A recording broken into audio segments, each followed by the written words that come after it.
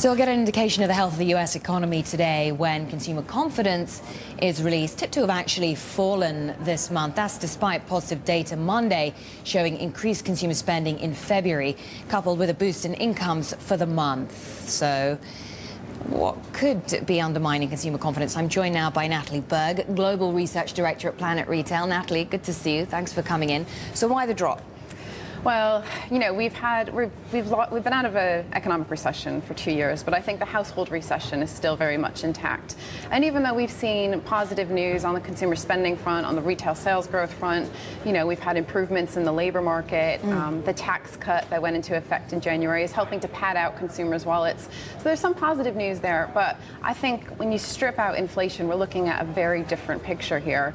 Real disposable income is actually down last month, and you know, fuel price inflation is around 20%. And I think it's the psychological effect as well. When gas prices are, you know, reaching $4 a gallon and above, I mean, that's bound to cause consumers to tighten their purse strings. Okay, so which industries are doing particularly well? Because retail sales have been pretty buoyant, right? Absolutely. It's a little bit of a mixed bag. I mean, the food retailers, one would expect that as the economy is down, Walmart would do extremely well. But actually, we've seen they've had 7 consecutive quarters. They're still struggling, aren't they? Yeah, absolutely. They're still losing share to the dollar stores. But I think we're going to see them come back this year. I think they're going to refocus on their core customers, restore a low price strategy, which is really what they're known for, and add more brands onto their shelves. So I'm expecting recovery from Walmart this year. What are consumers looking for? What do the retailers, what do shops need to do to get them to spend their money?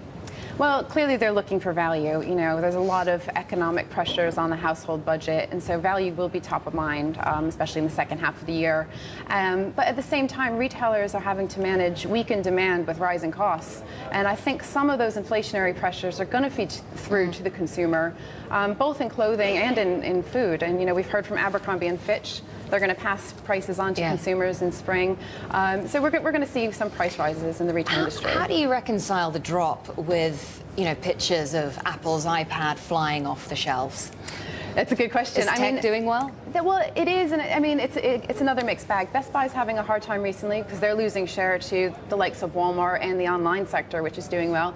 But I think there is still genuine demand for innovation, and there's a lot of pent-up demand. So, you know, consumers have been saving, they've been reducing their credit card debt. So if there is a genuinely innovative product like the iPad or, you know, the Kindle, there's, you know, willingness to splash out on these products. So there is some pent-up demand, but unemployment is still high. You pointed out other risks like rising fuel costs. What is consumer confidence going to look like through the course of this year? I think it's too early to say. A lot of it will be dependent on inflation, and it's difficult to say with, you know, the political unrest in North Africa and the Middle East, how much of an impact that will have on fuel prices. And of course, food price inflation is a long-term trend. I mean, that's something we can't ignore. We'll see fluctuations in food price inflation over the course of the year, but if we're looking 10, 20 years down the road, the long-term trend is upward. It's going to eat into real disposable income. Absolutely. Okay, Natalie Berg, Planet Retail, thanks for coming in.